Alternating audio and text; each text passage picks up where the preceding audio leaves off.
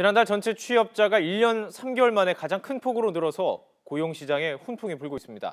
하지만 제조업 취업자 수 9개월째 내리막을 걷고 있는 데다 청년 실업률도 2개월 연속 두 자릿수를 기록하면서 나아지지 않고 있습니다. 자, 취재기자 연결해서 자세히 짚어보죠. 차효정 기자. 네, 경제부입니다. 지난달 취업자 수 어느 정도가 는 겁니까? 네, 지난달 전체 취업자 수는 2,626만여 명으로 1년 전보다 46만 6천 명 증가했습니다. 증가폭으로 봤을 때 2015년 12월 이후 1년 3개월 만에 가장 큰 폭으로 늘어난 셈입니다. 고용시장에 이렇게 훈풍이 분 건 건설업 취업자가 1년 전보다 16만 4천 명이나 큰 폭 증가한 영향이 큽니다. 또 도소매업 분야 취업자 수도 11만여 명 크게 늘었고 보건업이나 교육 서비스업 취업자 수도 늘며 영향을 미쳤습니다.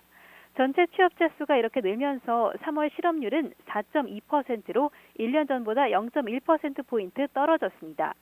2월 실업률이 5%에 육박하면서 실업자가 외환위기 여파가 미쳤던 1999년 이후 최대였던 점을 비교하면 나아진 셈입니다.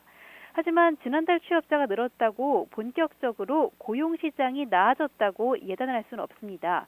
우선 건설업 취업자가 늘어난 건 재작년 분양 호조기 때의 그 마무리 공사들이 계속 진행되면서 일용직 취업자 위주로 늘어난 영향으로 분석됩니다. 지난해부터 위기를 맞고 있는 제조업 취업도 여전히 부진합니다. 지난달 제조업 취업자 수가 1년 전보다 8만 3천 명 줄었는데 지난해 7월 이후 9개월 연속 하락세입니다. 청년 실업도 나아지지 않았습니다. 지난달 15세에서 29세 사이 청년 실업률은 11.3%로 2월에 비해선 조금 좋아졌지만 여전히 지난해 3월 이후 두 번째로 높은 수치를 나타냈습니다. 지금까지 경제부에서 전해드렸습니다.